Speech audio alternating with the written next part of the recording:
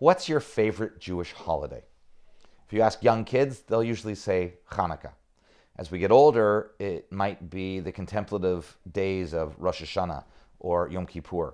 For many people, it's Passover, where we get to gather around with our families to enjoy that Seder meal, but most importantly, to enjoy family.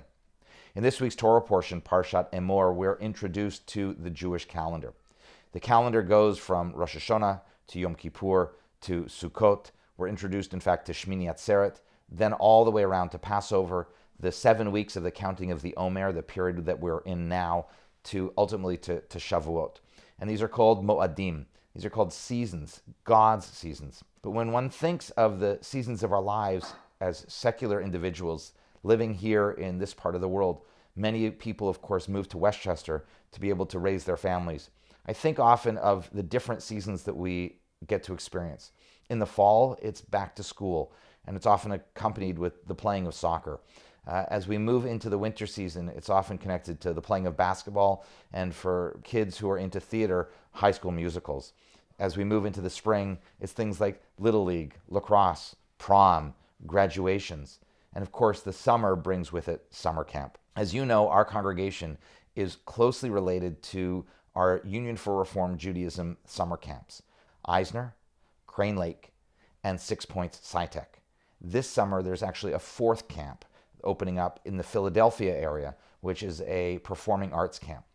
Last week, Louis Boardman, who is the director of Eisner Camp, was with us. He was with us as our kindergarten, first, and second graders got to bake challah, and we got to learn about their camps. And I'd like to encourage you, as you begin to make plans for this summer, for yourself or perhaps for your grandchildren, to go and spend a day up in the Berkshires, to visit Eisner and Crane Lake for the day, to learn more about our 6 Points SciTech camp, where my son Shai has attended, or the Performing Arts camp, where my daughter Noah will be going this summer.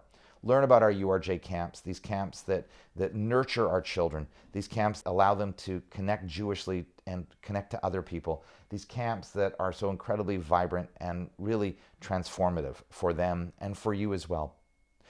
As I mentioned earlier, the word moed has a different meaning to it. Beyond just being seasons, the word moed can often be translated as appointment. In other words, when the Torah says that these are God's mo'adim, these are God's seasons, the Torah is really saying that these are God's appointment. In other words, God has made an appointment with you to celebrate these special days at these special seasons. Think about a Jewish calendar for a moment. The old ones that you used to get that you'd hang somewhere on a wall, often given to you from a funeral home, they came already filled in. Shabbat candle lighting, different weekly Torah portions, and of course, all of those different Jewish holidays. Yes, we get to connect with God on a daily basis by being more mindful in our actions and in our interactions. On a weekly basis, on Shabbat, when we slow down to light Shabbat candles, to come together as a community, to pray, to learn. But most importantly, on those other mo'adim, those other seasons of God, think about it when we get to celebrate those Jewish holidays. What we're doing in so many ways is we are getting to connect with God and to fulfill the appointment that God has made with us. So as we come closer to Shavuot, as we come closer to that next Jewish holiday, where we as Reformed communities can gather together to celebrate with our Tikkun Leil Shavuot and to continue to count the Omer, think about ways in which you can make an appointment with God and ways in which you can keep God's appointments that God has made with you.